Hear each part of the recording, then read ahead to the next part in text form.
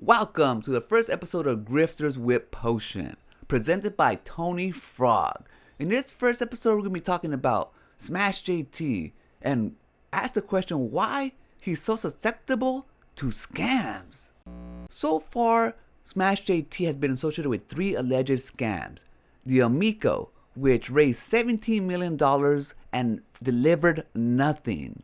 The Real Game Awards, that raised about $25,000 and delivered a pre-recorded shit show. Ember, a game by Mark Kern Grums that raised $600,000 over 8 years and has failed to deliver a demo that was promised, even though it would only cost $20,000 to make. Now, when SmashJT first heard about the Amico, he was a skeptic.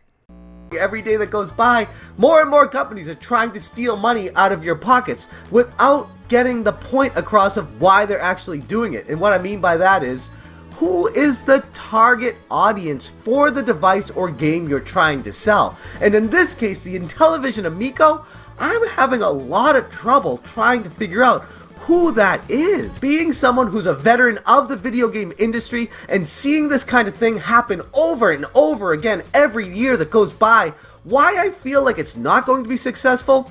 There's no reason for people to take the dive and buy this. And that hurts to say because I kind of want it to be something cool, but there's no need for it in the modern era. And when SmashJT first heard about the Real Game Awards, yes, again, he was a skeptic. What the hell is Stuttering Craig doing? What's going on, guys? Welcome to another episode of SmashJT, and according to Stuttering Craig, he's going to attempt to put on his own video games awards show. And I guess on the surface, it's admirable, and I don't want to try to knock people down for doing something that could push the community in a better direction, especially in light of all this Sweet Baby Inc. garbage that I've been covering. But I can't help but take the perspective that this looks kind of like a grift. But when it came around to Ember, he put his head in the sand. But we'll come back to that.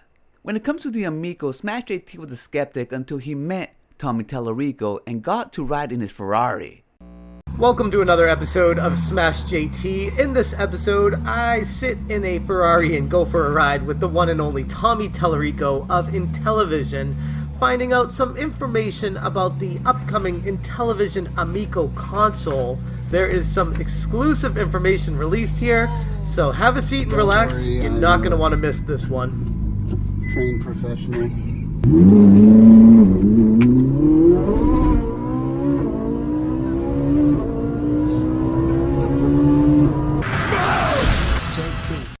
And once his bread was buttered, he started to go after what Tommy Tallarico called the haters. And guess who the haters were? People who were calling out the Amico for the scam that it was. People who could see as clear as day, just like Smash did, that there was no target audience for this and no reason for it to exist.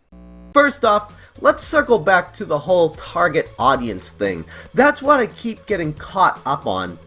Who is this for? Because it says it's for the parents, people who want to buy something that they can play it with their kids and have some nostalgia for. But when I look at this console and myself, who is a parent and likes video games, I say, why would you limit it to just up to rated 10 games? Maybe I want to play something beyond that at some point and have some sort of system architecture in place on the software that doesn't let kids play these games unless you allow them to, or something like that. But just saying the games will be rated at a max of E10+, that really shrinks the target audience down to a very casual fan base. Because let's be real here, taking a step back, the casual gamers out there already have a Wii, and that can do everything they want. If they wanted to get a new age system to do even more than that, they probably already own a PS4 or, in a small minority, an Xbox One. With that taken into account, why would they want to buy an Intellivision Amico? But Smash, now being part of the cult that has been brainwashed, decided to keep on going after the haters, making videos after videos after videos. And it wasn't until he can see where the majority stood and he realized he can get more clicks by double crossing the cult. And that's exactly what he did. Not only just calling out the Amico, but also calling out Tommy, and also calling out his former friends, releasing videos calling them cult members. Most of them ended up blocking him, but a couple of them ended up calling him out. Saggy melons. The fact that people aren't realizing what a disingenuous POS he is, you were part of the cult, moron, LOL. Only reason your bitch ass jumped ship was for clicks, and everyone in your paint licking audience knows it, Jeff. Face with tears of joy. Face with tears of joy. When this is over, you're gonna fall again.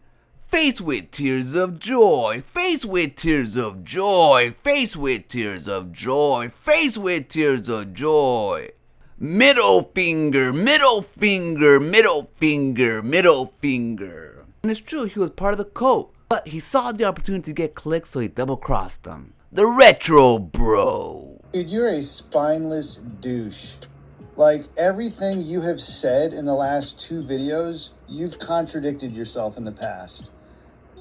People have said you were a snake in the past, and I always gave you the benefit of the doubt, but I'm done with you, man. I'm going to make sure you can see this voice message, and then I'm going to block you on every social media outlet I have, because somebody who does something a person who does something like you just did is a piece of shit, bro. Like, to stab somebody in the back like that, which is exactly what you did, just to make yourself look better on YouTube, ain't got no fucking place in my life, bro. So, best of luck to you, man.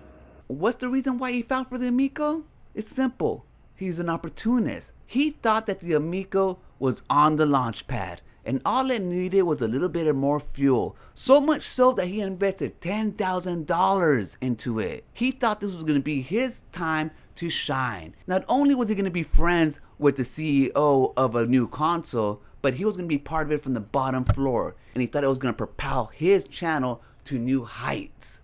But when he saw that he didn't, he quickly changed his tune. Now when it comes to the Real Game Awards, just like the Amico, he was skeptical. Until he met with Stuttering Craig and he changed his mind. The same way that Tommy Tallarico did. I wonder what he got to ride this time. SmashJT. Hi there. I changed my mind after talking about the show with Craig.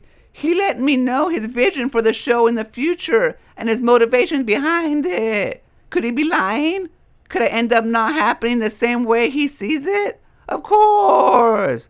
I've been wrong before on putting my trust in folks who wrong me. Parentheses C and television amico, Tommy Tallarico. Close parentheses.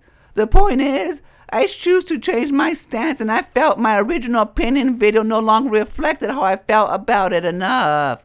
So I decided to private the video as to not be taken out of context in the future. SmashJT would have you believe that the reason why he falls for these scams is because he's a trustful person. No, it's because he's an opportunist. He had it correct in the beginning, but once he started to share the same audience that Stuttering Craig did, he decided to change his tune. See, when SmashJT first made his initial reaction, he was just getting into DEI and SBI topics. So his channel hadn't blown up quite just yet. But a few months later when he changed his tune, that was when he was full blown already in it and his channel started to grow. And he realized that they were sharing the same audience. So he no longer stood by his conviction because he saw the opportunity for his channel to keep on growing. And now, what does he do? The same thing he did with the Amico. He starts going after the haters. So he hasn't crossed him yet. He's still very much part of this cult, only because he shares the same viewers. But he's still prone on crossing his friends, just like he did with the religious part of his cult. He sought an opportunity to suck up to Melanie and Max subscribers when she called them goons and toons and I don't know what else. He wanted to come in like Captain Save-A-Ho and scoop them all in. But who knows, just give it time, maybe he'll flip on them too. Which now leads me to Ember, a tech demo being worked by Grums that has raised over $650,000 and hasn't delivered on its promise. When called out by McDizzle, which has been covering Grums and Ember thoroughly, Hypnotic and SmashJT decided to make a stream together to clear the air. But instead they chose to be ignorant about the game and all the money that it raised. And this is not like to just be a blind Grums defender, because I do not know enough about it. I'll start with that. I don't either, FYI. But I'll say, like, I watched part of McDizzle's video. I didn't watch the whole thing. because I was kind of turned off by it felt like he took the perspective of, I bought into this because it's a scam just to make this video to expose him. And I'm like, that it almost feels like you're like trying to find something to be mad about instead of putting it in and having good faith in it.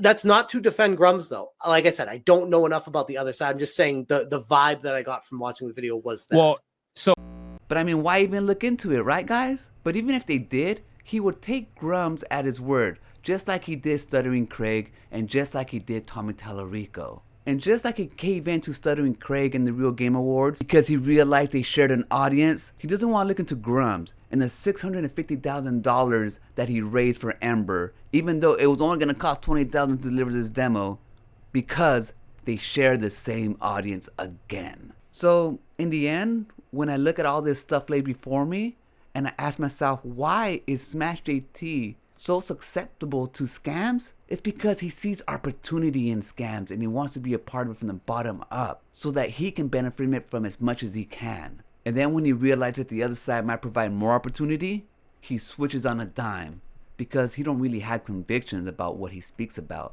For him, it's all about self-preservation and what he can get out of the situation. I'm gonna leave it right there. You guys let me know what you guys think. Remember, always be kind to yourself and enjoy your life. And I'll meet you right there. Peace.